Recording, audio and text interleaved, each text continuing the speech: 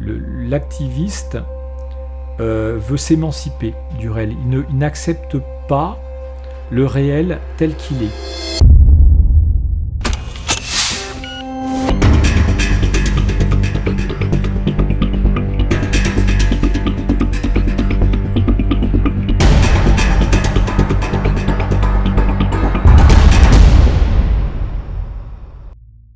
Jean-François Le Drian, bonjour. Bonjour. Nous nous connaissons, donc nous allons continuer à nous tutoyer. Quelle a été ta formation et le parcours qui t'ont amené à écrire ce livre sur l'activisme ? Alors ma formation, on va dire qu'elle est double. Donc j'ai suivi un parcours classique un parcours classique à travers les classes de mathématiques supérieures, mathématiques spéciales. Donc j'ai une formation scientifique et ensuite j'ai fait une première année d'école d'ingénieur. Donc ensuite j'ai dévié, j'ai une expérience personnelle qui m'a fait dévier et suivre un cursus complet en droit, donc complet qui m'a amené jusqu'au DESS droit des affaires. Donc je suis à la fois juriste, je dispose de certaines bases en mathématiques qui m'ont beaucoup servi et qui me servent encore aujourd'hui. Alors l'activisme est une activité consubstantielle à la vie en société. Peux-tu nous brosser un tableau de l'histoire, de l'évolution de l'activisme, de ses différentes formes ?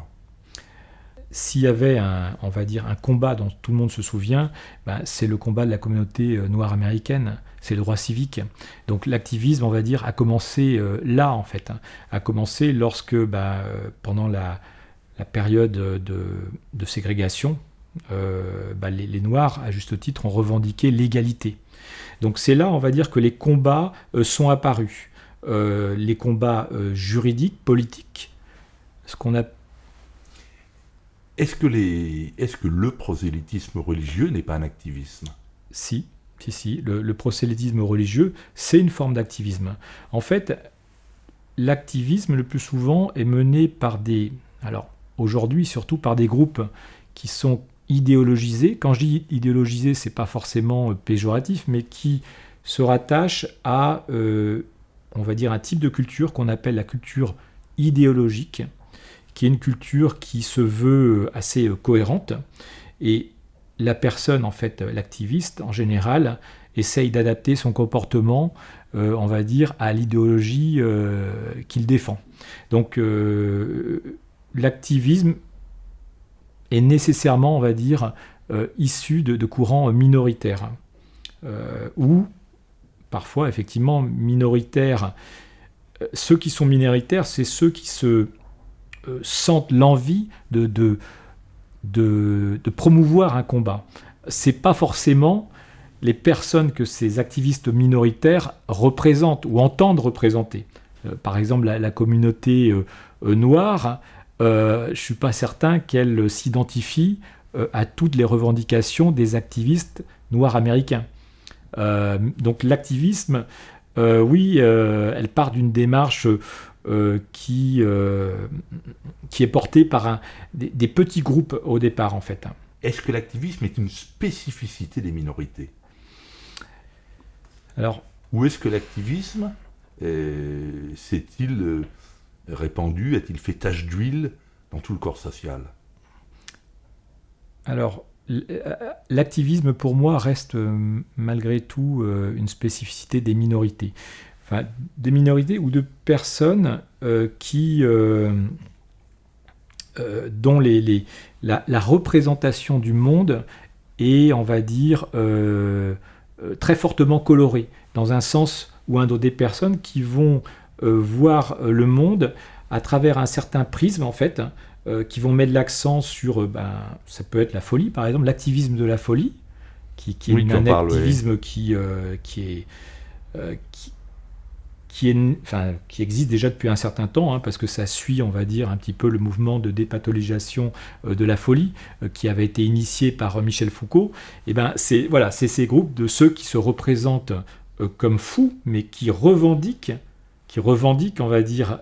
qu'on les appelle des fous, qui considèrent que la folie fait partie de leur identité et que la folie n'est surtout pas, on va dire, un symptôme, un syndrome, et quelque chose de positif. Donc oui, il y a des groupes, ce sont des groupes qui sont, on va dire, qui sont pas dans une norme, en fait, hein, qui se considèrent comme n'étant pas dans une norme et comme n'étant pas, on va dire, en quelque sorte, acceptés par la partie de la population qui, elle, se considère dans la norme. Voilà, on pourrait dire ça, par exemple. Tu viens de nous parler de Michel Foucault. As-tu identifié, sans parler d'école de pensée parce que c'est plus large que cela, as-tu identifié plusieurs penseurs qui ont influencé l'activisme aujourd'hui? Alors, pour moi, l'activisme s'appuie sur un élément qui est très important, c'est une forme de relativisme. Toutes les philosophies qui conduisent à une forme de relativisme sont, entre guillemets, du pain béni pour les activistes. Parce que un activiste, lui, il va chercher à atteindre des buts, à réaliser ses objectifs. Donc, l'activiste, il souhaite que tout soit permis en termes de justification pour atteindre ses objectifs. Il ne veut pas s'encombrer du réel. Donc, toutes les philosophies qui laissent un petit peu libre cours aux idéologies, et je pense en particulier à la philosophie postmoderne, donc la postmodernité, le fameux livre de Jean-François Lyotard, La condition postmoderne, qui en gros explique que finalement tous les récits se valent et que la scientificité, la science n'a pas à se mettre sur, on va dire, un piédestal. Donc forcément, l'activisme apprécie ce type de conception, ce type de discours, puisque ça lui permet de mettre à l'abri les rationalisations qu'elle produit d'une critique épistémologique. Donc ça lui permet que, on va dire par exemple, les philosophes qui vont être spécialisés dans la logique formelle, qui sont capables d'évaluer la consistance d'une théorie, que ces philosophes-là ne viennent pas mettre, entre guillemets, le nez dans des théories qui sont souvent, et le plus souvent d'ailleurs, des théories normatives, et non pas des théories scientifiques. Donc nécessairement, oui, il y a des courants de pensée qui sont particulièrement prisés par l'activisme. Pour toi, l'activisme s'éloigne un petit peu de la philosophie du réel. C'est exactement ça. C'est que l'activiste veut s'émanciper du réel. Il n'accepte pas le réel tel qu'il est.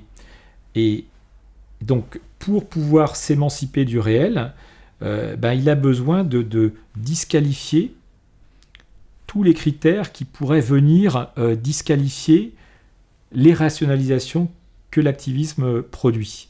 Il a besoin aussi de disqualifier les derniers, on va dire, points d'ancrage dans le réel, comme par exemple tout ce qui est théorie naturaliste. Une théorie naturaliste, donc, qui s'appuie sur, par exemple, la biologie, ne plaira pas nécessairement à l'activiste. Par exemple, l'activiste de la folie, il n'acceptera pas des distinctions faites par les neurosciences, par exemple. On parlera, par exemple, des personnes neurotypiques et des personnes neurodivergentes. Cette notion de neurotypique, neurodivergent n'est pas acceptée parce que y a un déterminisme naturel, biologique, qui, on va dire, interdit de s'émanciper du réel. Donc l'activisme, avant même d'examiner, on va dire, les fondements, une théorie qui pourrait être une théorie naturaliste, biologique, décidera à l'avance de tout faire pour la disqualifier, car elle contrarie les buts qu'elle se fixe, que l'activisme se fixe. En quoi l'activisme peut-il représenter un danger ou une opportunité ? Alors, et pour qui ? Alors, à beaucoup d'égards, l'activisme... Après, je ne veux pas être excessif, hein, mais l'activisme est, pour moi, quand même assez dangereux. Alors, on pourrait parler, par exemple, du rapport entre l'activisme et l'histoire. Quand on s'intéresse à l'activisme, il y a des concepts qui sont importants, comme par exemple, j'en parle beaucoup dans le livre, le raisonnement téléologique. ce qui vient de téléos. Téléos, c'est le but. En fait, l'activisme résonne en fonction d'un but. C'est-à-dire qu'il a un but à atteindre. Lorsqu'on regarde l'activisme et l'histoire, par exemple, l'idée de l'activisme, c'est d'utiliser, on va dire, l'histoire pour, on va dire, poursuivre les théologies du présent, les buts du présent. Donc l'histoire, finalement, change de nature. Il va plutôt devenir un mythe utile pour produire des rationalisations qui vont permettre d'armer, d'outiller, on va dire, l'activisme. Et du coup, on perd le sens du réel. Du coup, l'histoire n'est plus ancrée dans le réel. On crée des récits qui sont plus proches du mythe que de la réalité, mais qui vont venir soutenir des combats. Donc ça, c'est un premier danger. Après, il y a des dangers plus diffus, qui sont plus difficiles à cerner, parce que ils sont le résultat de signaux faibles. Là, on le voit, l'histoire, l'activisme, on voit bien le danger, il est assez clair. Mais à travers l'activisme, et notamment certaines théories, il y a un principe sous-jacent, une revendication sous-jacente qu'on va trouver, qui va être, et ça j'en parle dans le livre, le droit, la revendication du droit de ne pas s'adapter.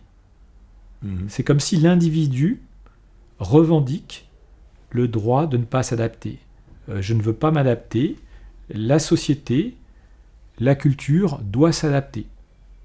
Après, il y a beaucoup d'exemples. On pourrait prendre un exemple, par exemple l'activisme de la folie.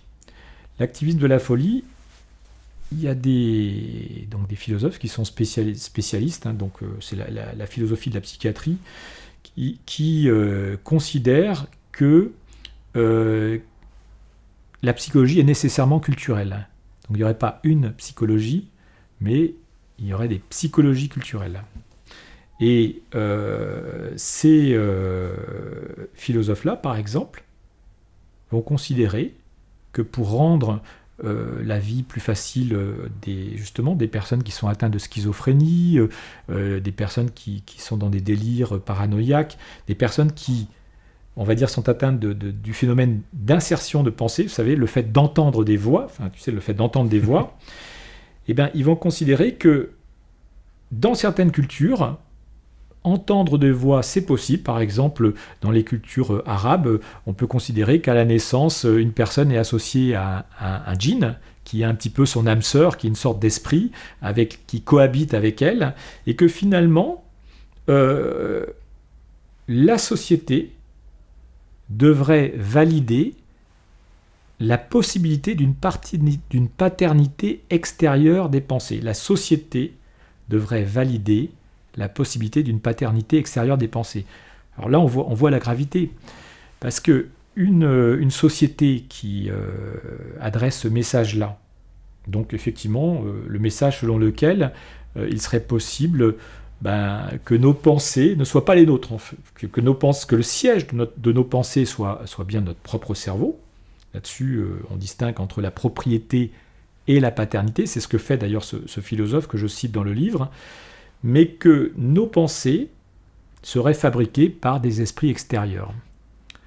Donc, valider ça, c'est très grave, parce que malheureusement, dans l'actualité, on voit des faits divers qui choquent l'opinion publique, comme cette professeure d'histoire qui a été poignardée par un élève qui pensait entendre des voix et qui a écouté ces voix. Il y a des voix qui lui ont demandé d'aller la poignarder.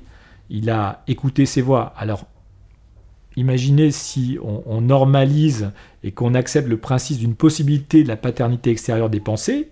Une personne qui va souffrir de ça va se dire non, finalement, c'est naturel, je vais peut-être pas consulter un psychiatre, alors que, au contraire, si elle consulte un psychiatre, on réduit peut-être les chances pour qu'un jour elle passe à l'acte. Donc ça, c'est un peu le cas extrême, mais voilà, ça c'est un cas extrême. Et d'une manière générale, il y a cette revendication de se placer toujours du point de vue de l'individu. Il y a une théorie qui est très en vogue, et on va dire qui est reliée au combat de certaines minorités noires-américaines, qui s'appelle la théorie des micro-agressions. Selon cette théorie, en fait, les minorités marginalisées, entre guillemets racisées, subiraient chaque jour des micro-agressions. Il développe, c'est très très très intéressant. Voilà.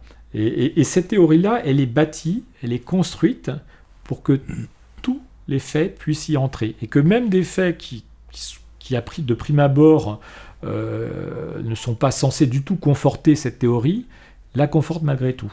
Est-ce que tu peux donner, tu les cites d'ailleurs dans ton livre, est-ce que tu peux nous donner un exemple précis de ces microagressions justement ? Oui, alors dans les théories des microagressions, on appelle microagression une offense invisible, une offense subtile, une agression qui serait le fait entre guillemets, d'un agresseur, mais qui lui n'aurait pas conscience de commettre l'agression. Ça veut dire qu'il va dire quelques phrases qui vont avoir un effet, générer une émotion chez, entre guillemets, la victime. Et dans le cadre de cette théorie, le seul critère qui permet de valider l'existence, on va dire, d'une micro-agression, c'est l'émotion ressentie par la victime. Ça veut dire qu'on rentre dans le domaine subjectif. Toi, tu es par exemple racisé, on va dire que tu es africain. Moi, je suis ton chef blanc. Je vais te critiquer par exemple sur ton travail en disant, mais pas méchamment, en disant que le compte rendu que tu as fait n'est pas vraiment convenable, etc., etc. Si toi, tu ressens une émotion, quoi qu'il arrive, on va considérer que je t'ai micro-agressé et qu'il existe réellement une micro-agression. Ça veut dire que la théorie des micro-agressions n'établit pas des critères quant à l'acte. Le seul critère, c'est l'émotion ressentie par la victime. Ça veut dire que même, on va dire dans un espace professionnel, s'il y a un débat sur une stratégie d'entreprise et que le débat est courtois, mais chacun défend ses opinions, et qu'une personne, alors racisée naturellement, parce que ça marche pratiquement uniquement avec les personnes racisées, a l'impression, et là par exemple c'est un exemple, que sa proposition n'a pas été suffisamment écoutée, prise en compte, et que ça génère chez elle une émotion. Pour la théorie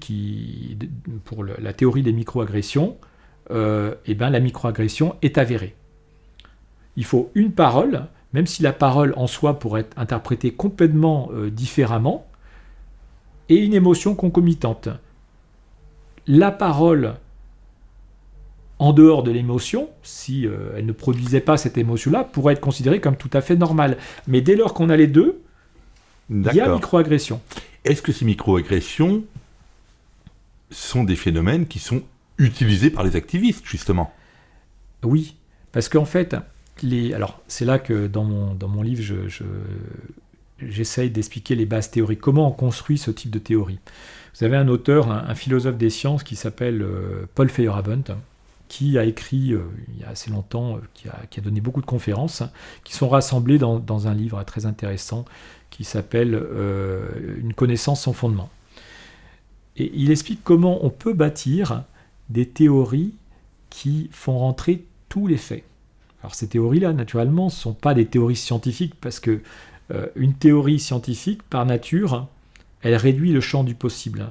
Elle réduit les faits. Elle n'est pas là pour rendre tous les faits possibles. Donc, on peut bâtir en fait des théories qui, quoi qu'il arrive, quels que soient les événements qui vont se produire dans la réalité, quels que soient les faits, aucun de ces événements, de ces faits, n'est susceptible de la disqualifier. C'est des théories qui sont conçues par nature pour ne pas être disqualifiées, et surtout, je reviens à ta question, qui permettent en quelque sorte de produire des faits. Sans théorie, il n'existe pas de langage d'observation, et sans langage d'observation, il ne peut pas exister de faits. Donc les faits sont toujours chargés de théorie. On a tendance à penser que les faits sont des choses qui sont brutes, mais les faits n'existent pas. Si on ne peut pas les construire avec les briques cognitives, les briques conceptuelles dont on dispose. Donc, créer une théorie comme la théorie des microagressions permet de générer des faits, et une multitude de faits. Et donc, du coup, de nourrir, on va dire, le postulat qui sous-tend la théorie, à savoir qu'il existerait des milliers de microagressions, que chaque jour, même des millions de microagressions seraient produites. Donc, en fait, la théorie crée les faits. Ça, naturellement, l'activisme, l'auteur de cette théorie, enfin ceux qui l'ont construit, vont pas le dire, parce que c'est justement construit pour ça, mais ensuite, ils vont le dire, voyez, les faits sont là, les micro-agressions sont là, sauf que les micro-agressions, la plupart du temps, après, il y a de vraies agressions, hein, ça existe, mais les micro-agressions, en fait, sont des faits artificiels. Ils sont construits par des théories qui peuvent dire tout. Et donc, des théories qui n'ont pas de degré de scientificité. Alors l'activisme, le champ de l'activisme, c'est une vaste question. On a parlé de l'activisme dans le champ des idées, dans le champ de, par exemple, les questions raciales ou ethniques, etc. Mais qu'en est-il de l'activisme? Ses moyens sont les formes qu'il peut prendre dans des domaines comme le féminisme, comme l'écologie, comme qui sont des champs d'exercice d'un activisme que l'on peut observer. Alors, l'activisme, alors c'est vrai que dans le livre, je parle surtout de la manière dont l'activisme va, entre guillemets, utiliser, parfois instrumentaliser la science, parfois la faire taire, hein, parce que lorsque la science produit des résultats qui ne servent pas l'agenda de tel ou tel activisme, il faut au contraire occulter un petit peu le donné scientifique en la matière. Mais l'activisme, alors, procède, c'est multiforme, hein, parce que c'est protéiforme, parce que elle crée son propre langage déjà. En général, toutes ces théories, on parle du féminisme, on parle par exemple des minorités noires américaines, de ce qu'on appelle l'activisme de l'identité. Alors moi je range ça sous le terme, en fait c'est l'activisme de l'identité. Il y a des groupes qui vont créer des identités collectives. Alors c'est quoi ces identités collectives? C'est des bulles en fait narratives, c'est des scripts de représentation de soi, des scripts de compréhension de soi, des scripts d'histoire du groupe auquel on est censé appartenir.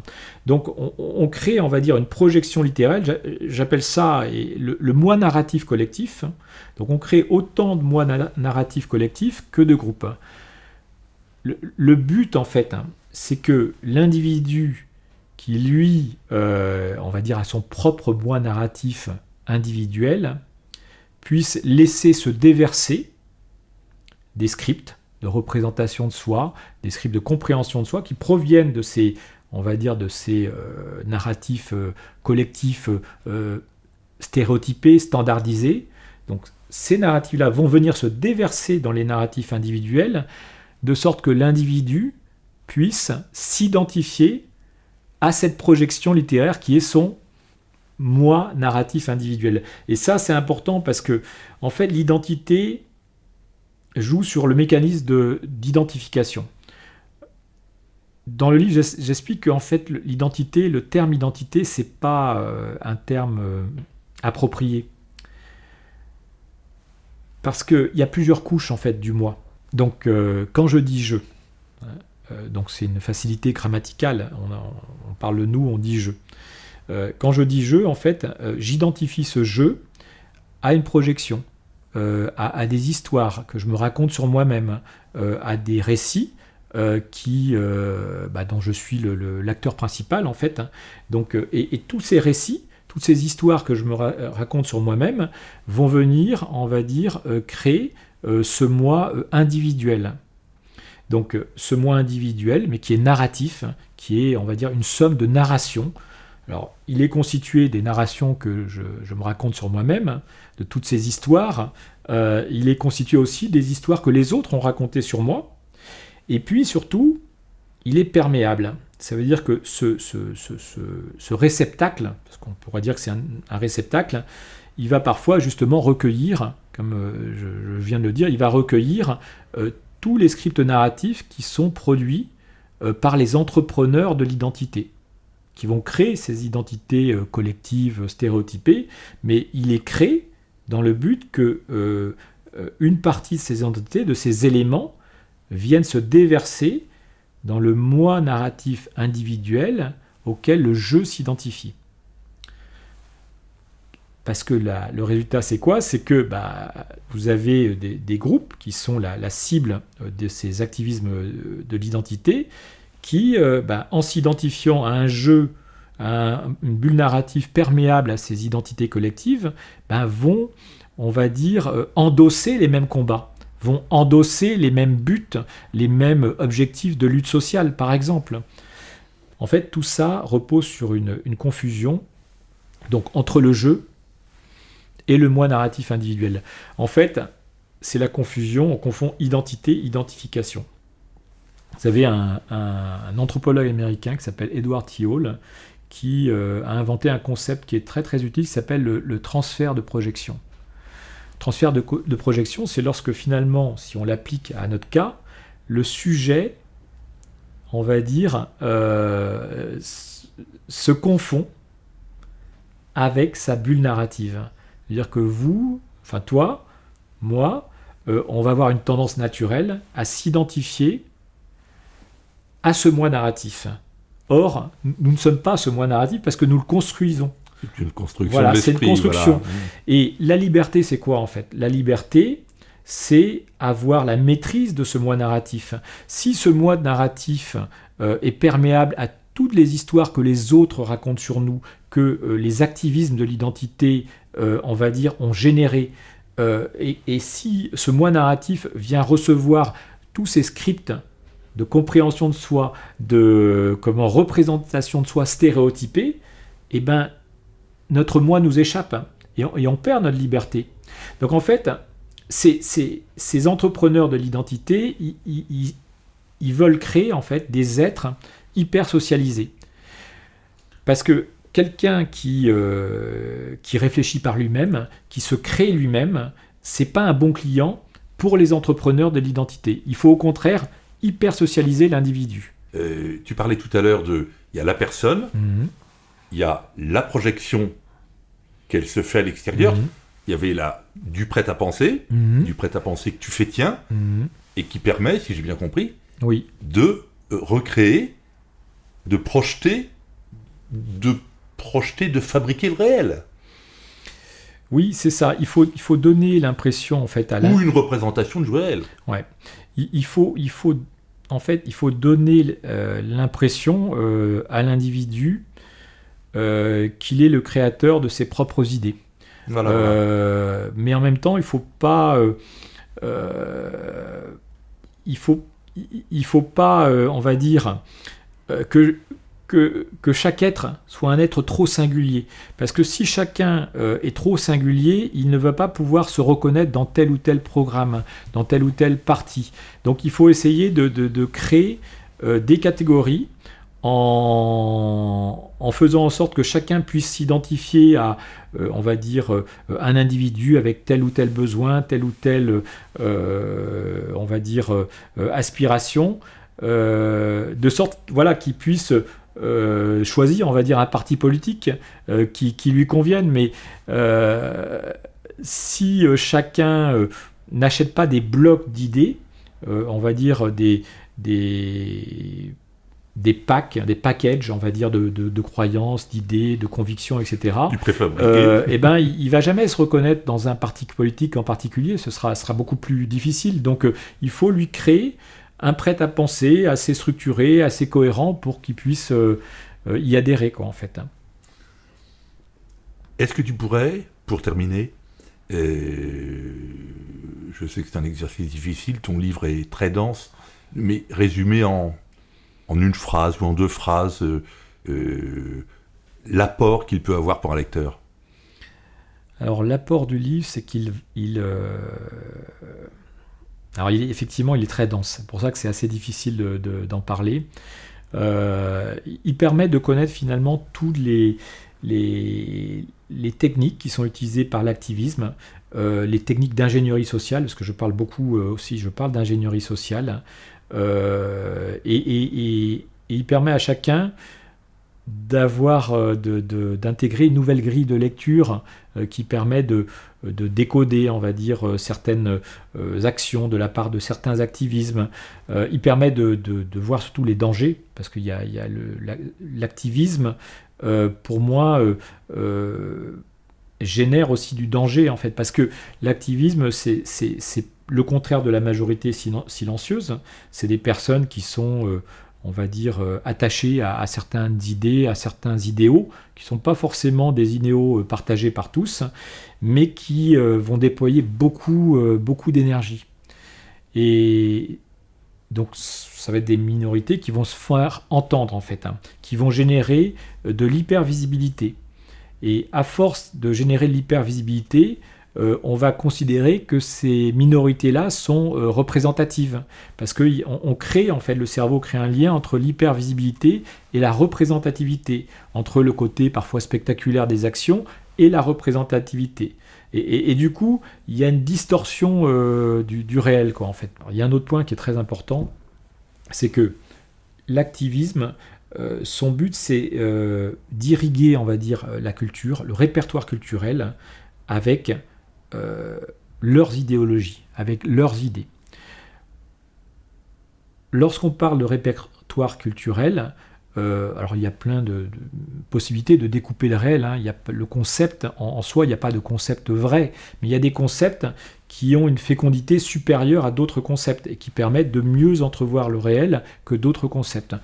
En termes de culture, je dirais qu'il y a le répertoire culturel qui est, on va dire, la somme des idées, des pratiques, attachées à une culture en particulier. Et dans ce répertoire culturel, vous avez le répertoire dans ce répertoire culturel, vous avez le répertoire hégémonique et le répertoire idéologique. Le répertoire idéologique, c'est le répertoire des idées qui sont encore discutées. C'est le répertoire du discuté, si on peut dire. C'est pas hégémone, oui. Voilà, le répertoire hégémonique, c'est le répertoire du non-discuté. C'est le répertoire dans lequel chacun va aller souvent chercher les prémices à partir desquelles il va raisonner, en fait. Donc les postulats de ces raisonnements. Donc c'est important. Et l'activisme, lui, ce qu'il souhaite, c'est faire rentrer ses idées dans le répertoire du non-discuté, pour que ce soit acquis une fois pour toutes, et pour que finalement, inconsciemment, la population vienne puiser ses prémices dans ce répertoire qui contiendra leurs idées.